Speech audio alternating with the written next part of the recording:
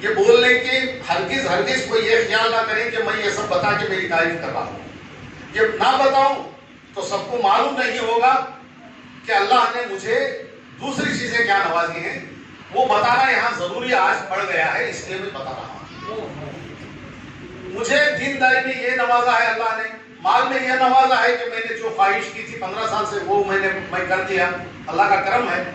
जो बाजू के हिस्से में जो है वो चंदे से बनाए हैं बनावट, लेकिन जमीन जो है एक मेरे भाई ने दी है और एक मेरे दोस्त ने दी है। ये फैमिली ट्रस्ट है, फैमिली ट्रस्ट की तरफ से इंतजाम चला रहा हूँ और ये किसी की भी जगह नहीं, अल्लाह का घर है, अल्लाह के लिए हमेशा के लिए और सबके लिए रहे, सारे नमाजियों के लिए, चाहे वो तबलीगी जमात के हो, चाहे वो जमात इस्लामी के हो, चाहे वो अहले हदीस के हो, चाहे फातिहा वाले हो, चाहे सुन्नी जमात के हो, सबकी नमाज के लिए यहाँ पूरा इंतजाम रहेगा और सब आके कुरान पढ़ सकते हैं, हदीस पढ़ सकते हैं और सब कुछ जिक्र कर सकते हैं, सब कुछ जो मस्जिद में जायज है वो सब कर सकते हैं। मैं किसी एक जमात का नहीं हूँ, मैं तबलीगी जमात का भी नहीं हूँ, लेकिन तबलीगी जमात को बहुत करीब से देखा हूँ, बेहतरीन काम है, वो हमारी कौम को सख्त सख्त सख्त जरूरत है। और तबलीगी जमात वाले कोई चंदा नहीं करते, किसी से पैसा नहीं मांगते, जाके घर घर जाके अपना कीमती वक्त निकालकर अपने हाथ के पैसे से लोगों को अल्लाह की तरफ, अल्लाह के रसूल के तरफ, नमाज के तरफ, मस्जिद के तरफ दावत देते हैं। इसलिए मैं हमेशा उनको साथ देता रहा हूं, देता रहूंगा।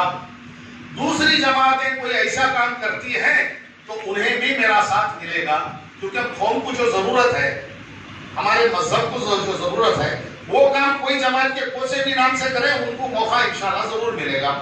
तबलीगी जमात में मैं देखे जैसा फजाइल आमाल में के पढ़ने में या तबलीगी जमात में मुझे कोई नुक्स नजर नहीं आया, इसलिए मैं उन्हें साथ देता हूं। मैं उनकी जमात का ना होते हुए भी वो काम हमारी कौम के लिए सख्त जरूरत है, और अगर वो नहीं रही तो पहले के जैसा एक सफ 1.5 सफ हो जाएंगे, इसलिए मुझे फिक्र लगती है।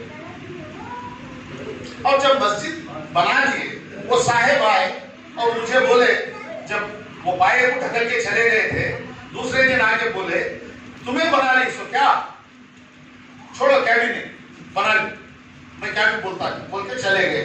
फिर मैं बोला ये मस्जिद कुछ बना ली सो, ओ मस्जिद को क्या बहुत अच्छा करे, बहुत खुशी की बात, मंजे बोलो मैं कितने लोड क्या होना बेस्ट हूँ कर बोले। तो मैं बोला नको भाई, ये सरफे खास से बनाने की मेरी ख्वाहिश है, दुआ करो अल्लाह ताला मेरी ख्वाहिश पूरी करे, क्योंकि चंदे तो हम सबको देते हैं, मस्जिद बनाने देते हैं। मेरी एक तमन्ना थी कि दूसरे आके याद दिलाने के बाद एक मुसलमान बनता है। मैं चाहता था कि एक मुसलमान उसको मुसलमान बने जो दूसरा आके याद ना दिलाए उससे पहले। ये सोचकर मैंने सोचा कि दूसरे आके चंदा मांगते हैं मैं दे देता हूँ, उससे पहले मैं क्यों नहीं समझूं मेरे पास पैसा ज्यादा है, मुझे मस्जिद बनाना चाहिए, ये सोचकर मैंने बनाई। अब मुझे अल्लाह ताला ने ये नवाजा है माल से, और वो नवाजा है इदारों में, और पूरा हिंदुस्तान मुझे जाना पड़ता है मुसलमानों के मसाइल के लिए, तंजीमों में मैं रहता हूँ, ये नवाजा है। इसके अलावा अगर कोई ताकत दिखाने की बात करें तो अल्लाह का करम है, अल्लाह ने वो ताकत भी मेरे ऊपर उंडेल दी, अल्लाह का करम है, और मैं ताकत कहीं दिखाता नहीं। अब यहाँ पिछले जुमा एक साहब आके हमारे इमाम साहब से ये कहे हैं कि असल में फजाइल अमल पढ़ो, नहीं तो नहीं होता। हमारे मौलाना मुंतखब हदीस पढ़ रहे हैं, मुझे ना मुंतखब हदीस में कोई तकलीफ नजर आती, ना फजाइल अमल में कुछ फर्क नजर आता, ना 5 मिनट के मदरसे में कुछ फर्क नजर आता। जिसमें भी इस्लाम की बात है, कुरान और हदीस की बात है और दावत की बात है, कोई दूसरे लोग उसमें प्रॉब्लम ना दिखाने से पहले मुझे सब चीजें अच्छी लगती हैं जिसमें अल्लाह और रसूल का पैगाम है। अब ये साहिबान जो चाहते हैं फजाइल अमल पढ़ें, उन्हें चाहिए था कि मौलाना अगर नहीं माने तो मेरे तक लाते। मैं फजाइल अमल में कोई फर्क नहीं समझता, मैं किसी वक्त का तय करके उसे जारी कर देता। लेकिन ये साहिब मौलाना को पूछे हैं, 1 से 2 बार इसरार करने से हमारे मौलाना ने कहा है कि भाई ये बार बार बोले तो या इसरार करे तो मैं हो रहा है होने नहीं देता, ऐसा बोले। हालांकि ये बात सबका गलत है। लेकिन इमाम को इतना तो है कि इमाम इतने मुसल्लियों के उनके साथ तमीज से बात पेश आनी चाहिए। वो साहब हमारे इमाम को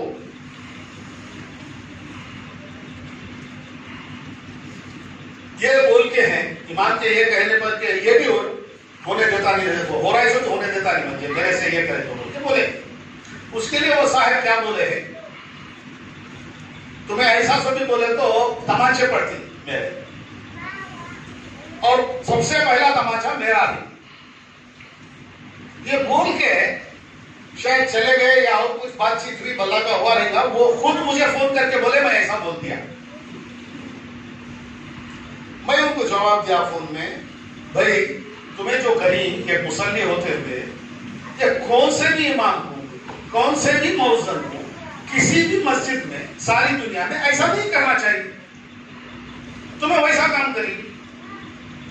तो उन्होंने बोले हो हाजी साहब मुझे गलती मालूम है, मैं गलती करके हूं, वैसा कर डाला। उन्होंने को ऐसा बोले वगैरह। तो मैं चुप हो गया।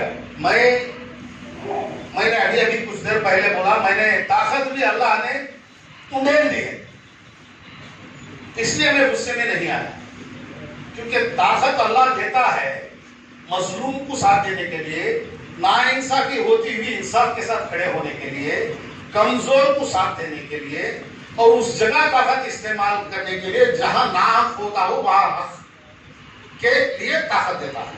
हर जगह तमाचे मार देता हूं, वो मोहल्ले में जाकर तो कस डाले, वो जगह में जाके तो मारक डाला ले, वो जगह डाल को अर्थी फोड़ डाले, वहां सिर फोड़ डाले, वहां खतरे मार डाले, उसे तमाचे मार डाले, ये काम के लिए नहीं। उतना होश मुझे है। और ऐसे काम जो करते हैं साहिबान और अपने आप को बड़ा दिखाते हैं बहुत मोहल्लों में, अल्लाह ताला ने उनके सोवत्ता मेरे ऊपर ताकत बसाई है। और मैं नहीं दिखाता इसलिए कि मुझे मालूम है कि इंसाफ के लिए ताकत का इस्तेमाल करना है, दूसरे के लिए नहीं। ये छोटी सी मिसाल उन जैसे लोगों को मैं ये बता देना चाहता हूं कि सारे कर्नाटक के जितने बेहतरीन शूटर्स हैं उसमें मैं बेहतरीन शूटर भी हूं, और सारे कर्नाटक के राइफल एसोसिएशन जो हुकूमत के तरफ से बनता है, वो शूटर्स के राइफल एसोसिएशन का मैं लाइफ मेंबर हूं, जिसके चेयरमैन और जो उनके चेयरमैनशिप में चलता है वो पुलिस कमिश्नर ऑफ बैंगलोर है। बैंगलोर के पुलिस कमिश्नर के तहत वो चलता है, उसका मैं मेंबर हूं, और वहां 15 दिन 1 महीने में जाते रहता हूं, तकरीबन 30 गोली का फायरिंग करता हूं, और जो नए लड़के आते हैं उन्हें शूटिंग सिखाता हूं। तकरीबन 1 फुट की चौड़ाई में 80 फुट से 10 की 10 गोलियां उतार देता हूं। तो क्या मैं ये सब ताकत के साथ सब जगह लहराता फिरूं? देखो मैं कैसा गोली मारता हूं, देखो तुम्हारी कटपट्टी को मार देता हूं, देखो तुम्हारा कैटअप करता हूं, ये कर ले भी कर रहा हूं। ये नहीं है मुसलमान का शेवा। मुसलमानों का शेवा ये नहीं है भाई, तमाचे मार देने का शेवा नहीं है। सारे कर्नाटक में आप लोगों का ज्यादा वक्त देने पर अभी बहुत सी सारी बातें हैं, थोड़ी बता देता हूं, बहुत इंपॉर्टेंट है।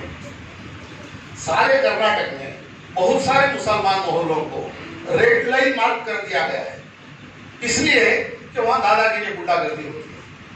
क्या ये दादागिरी गुंडागर्दी होकर रेड मार्क कर लेने के मोहल्ले चाहिए हमें? नहीं भाई, हमें अच्छे मोहल्ले चाहिए। मुसलमान भी अच्छे मोहल्ले में रहते हैं, मुसलमानों में तो बहुत अच्छे लोग रहते हैं। 2-3 लोगों की वजह से सारे मुसलमानों को तकलीफ में झोंकना है? नहीं। ये मोहल्ला नया नया बन रहा है, इस मोहल्ले में नए नए लोग आके ऐसे लोग भी आ जाएंगे और अपनी दादागिरी और रोडिज्म दिखाने की कोशिश करेंगे और उसको मस्जिद को सेंटर बना के इमाम से शुरू करेंगे, तो ये बहुत गलत बात है। मोहल्ला में ऐसा नहीं होना चाहिए। कौन सा भी मोहल्ला रेड लाइन मार्क नहीं होना चाहिए। और दूसरी जगह जहां हो गए हैं वो निकलवाने के लिए हम इदारे वाले, कई तंजीमों वाले बहुत कोशिश कर रहे हैं, बहुत मुश्किल है, हो नहीं रहा। हमारी कोशिश होती रहती है, उतने में एक आदमी जाके एक आदमी को मार देके भाग गया रहता है, हमारा ही आदमी, फिर वो काम देखो तुम्हारे आदमी कैसे ही बोलते वो हट जाता है। ऐसा नहीं होना चाहिए। लिहाजा मेरी गुजारिश है सारे मुसल्लियान इकराम से कि बराहे करम जो भी ताकत आप लोगों को अल्लाह ने नवाजा है, वो ताकत को इंसाफ के लिए इस्तेमाल करें, जैसे कुरान मजीद में पेश अल्लाह ने फरमाया। जब इंसाफ के लिए खड़े होते हैं तो एक तरफ अभी मौलाना ने जो फरमाया, एक तरफ अपने वालिदैन और अकरबा हैं, दूसरी तरफ गैर हैं, तो भी इंसाफ पर ही कायम रहना चाहिए। दूसरा, हमारा लेन देन सही है, नाप तोल सही है, हराम नहीं है हमारे मामलात में। रोजाना धंधा हराम का करें, वो खाएं, बच्चों को हराम खिलाएं, वो बच्चा बड़ा होके वो हराम के खून से, हराम के बने हुए गोश्त से, हराम का चढ़ा हुआ दमाग से आपको ही चप्पल लेने मारेगा भाई। वो नहीं करें। हलाल का खाने वाले को जरा देखें, आंखें खोल के, अच्छे अच्छे जी रहे हैं, फर्स्ट क्लास बुढ़ापा गुजार रहे हैं, फर्स्ट क्लास मौत आ रही है। बच्चे बड़े होते हैं, बैठ रहे बुढ़े, मालूम तो क्या बोल रहा है सो, तू करे सो कामा सो भी मालूम, बैठ रहे बुढ़े करके चप्पल से मारता है। उन्होंने दूसरे को बोलने को फिरती, कितना कमा को, कितना उम्दर को, ये मेरा बेटा ऐसा कर रहा है, जरा सब बोलो भाई, तुम्हें क्या खिला है भाई? हलाल का खिलाए रहते तो तमाम में हलाल का खून चढ़ता, हलाल का खून काम करता, उस दमाग से बात को ऐसी बात नहीं करता। खले वो गोश्त वो बने तुम्हें लाल खान, और तुम्हें वो खून चढ़े दमाग को अपने बच्चे के तुर्रम खान। इस्लाम का क्या काम करे सो, क्या मुसलमान तुम्हारे बच्चों को पूरा हराम का खून चढ़ाए, दमाग को चढ़ाया, तुम्हारे बुढ़ापे में चप्पल को मार रहा है, हराम के खून से वोशना काम करता है। इसलिए हजरात, हमें कुरान और हदीस में ऐसी तालीमात मिलते हैं जिससे हमारा दीन भी सुधरे, दुनिया सुन्ना सुन्ना सौरन बन जाए। सौरन मैं ज्यादा बोलूंगा तो अल्लाह ताला, मैं कहीं अल्लाह की नजर में ज्यादा तारीफ करने वाला मेरी ना बन जाऊं, इसलिए मैं नहीं कहता। आप चल के देखिए, हलाल का खा के देखिए, गैर मुस्लिमों से अच्छे ताल्लुकात रखिए, लेन देन में सीधा रखिए, गैर मुस्लिम सलाखों पे बिठाएंगे, देवरू देवरू देवरू बोलेंगे, मुसलमान बोल के दुश्मनी नहीं करेंगे।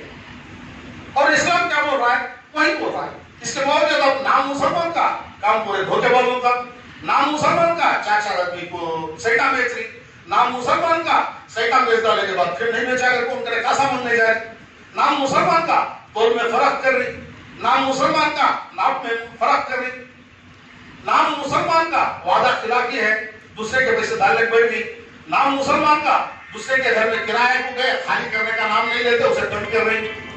सारे इस्लाम को बदनाम करें हजरत, सारे इस्लाम को बदनाम करें, सारे मुसलमानों को बदनाम करें। सीधे मुसलमान क्या था भी करने गए 100 बार उनको गारंटी दिलाना पड़ता है, वो काम कर पाए। ये काम छोड़िए, अल्लाह ताला अगर कोई ताकत दिया है तो ताकत को अच्छे के लिए इस्तेमाल कीजिए, और बाद में देखिए उसका मजा क्या आता है, उसका फल क्या आता है। इंशाअल्लाह अगर अल्लाह जो भी नवाजिश किया है वो नवाजिश को आप हलाल के लिए और सीधे के लिए इस्तेमाल कीजिए, जरूर अल्लाह के। अरे अल्लाह का कंट्रोल के बाहर क्या चीज है भाई?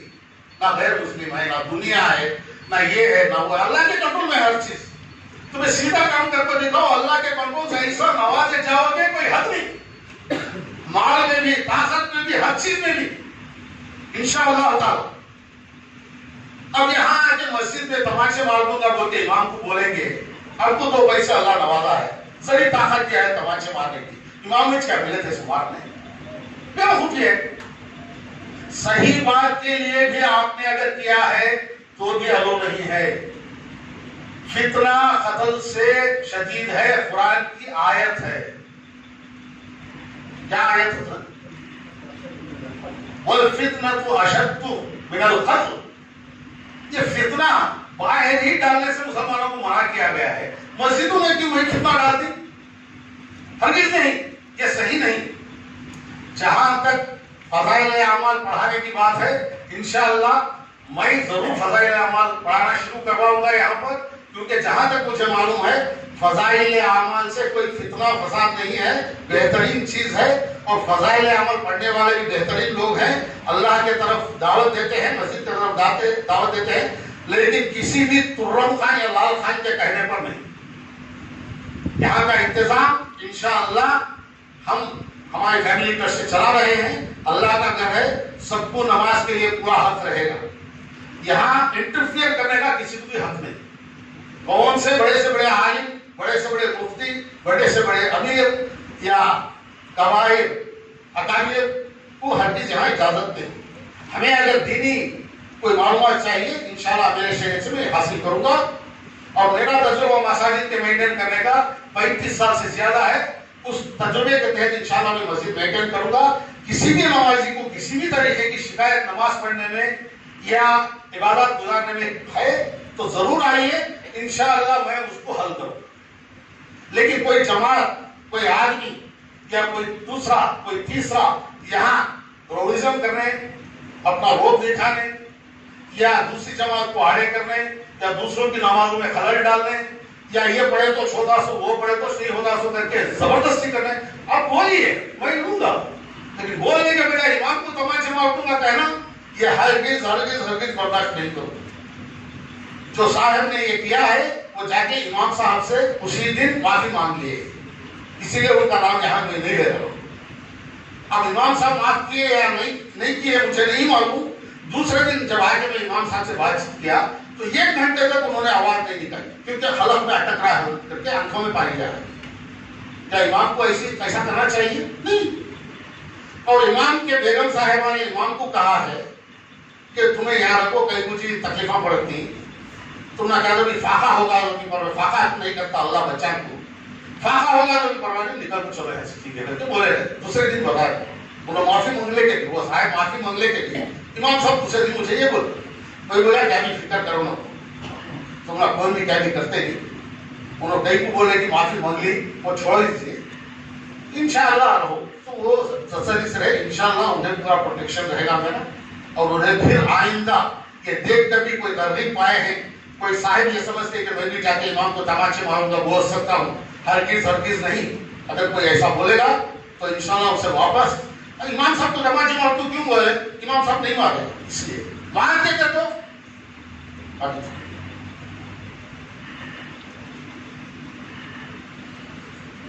इमाम साहब अगर वापस तमाचे मार देते तो तमाचे खाते, फिर वो मारते, फिर ये मारते, यही होना चाहिए मसाजिद में। हरगिज नहीं कि मुसलमानों का शेवा नहीं, किसी भी जमात का शेवा नहीं। तबलीगी जमात बेहतरीन काम कर रही है, वो काम में आड़े हमें भी नहीं आना चाहिए, उनको भी नहीं आना चाहिए, ऐसे करतूत करके वो काम में खराब करना नहीं चाहिए। और इंशाअल्लाह तबलीगी जमात को यहाँ से पूरा ताउन मिलेगा उस वक्त तक जब तक उसमें से फसाद और फितना ना हो। दूसरी जमातों, जो भी जमातें हों, नमाज के लिए पूरा इजाजत है, पूरी खुल्लम खुल्ला है, सबके सब आए, जरूर सुकून के साथ नमाज अदा करें। उनके नमाज अदा करने में, उनके इबादत में कोई सुकून में खलल हो तो मेरी दानिश में लाए इंशाअल्लाह उसे तय। खुदा हाफिज। और जो साहिबान बाद में आए हैं जो सुन ना सके, तो कोई साहिब अगर रिकॉर्ड किए हैं तो बेहतर है कि सारे आलिम मोहल्ला इसको सुन लें। मैं नहीं चाहता कि जो जितने एरियाज पूरे कर्नाटक में रेड मार्क कर दिए हैं, जैसो गौड़िया पुलिया को मुसलमानों के लिए और मुसलमानों को तकलीफ हो रही है, वैसा ये मोहल्ला ना बने इंशाअल्लाह। खुदा हाफिज।